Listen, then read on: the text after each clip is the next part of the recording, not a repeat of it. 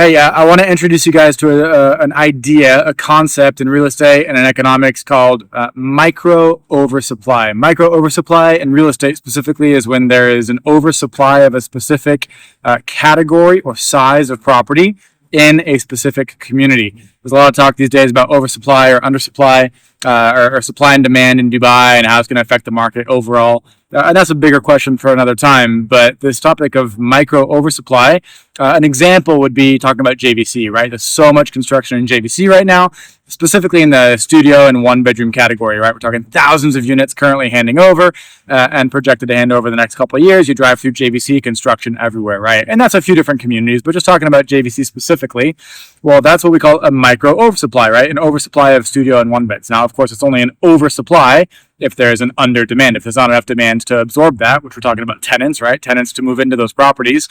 So really what we see over time, if that happens, if that really is too much supply come August, September, there's not enough people to absorb all that supply.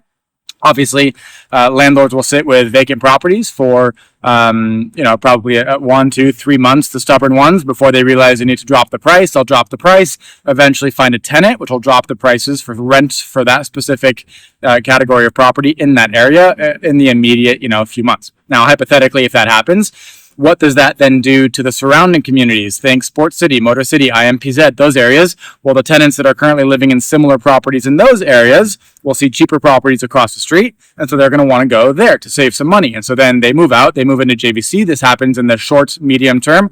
We're talking 3 to 6, 7, 8 months. And as that happens, then the surrounding areas landlords end up sitting on vacant units, expecting the same price. Can't get it. Again, the stubborn ones, 2, 3 months later, they reduce their prices, which again now lowers the price in the surrounding communities.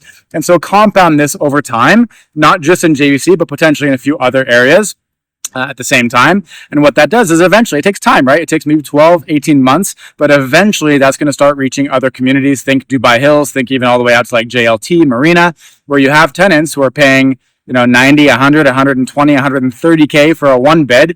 Well, they might think, hey, at this point, it's actually worth saving 50% on my rent and moving out to an area like JVC. So anyways, that's the idea of micro oversupply. That's just one potential example of a case study of how that could play out. I'm not saying it will. I'm not saying that's exactly what will happen. I don't know.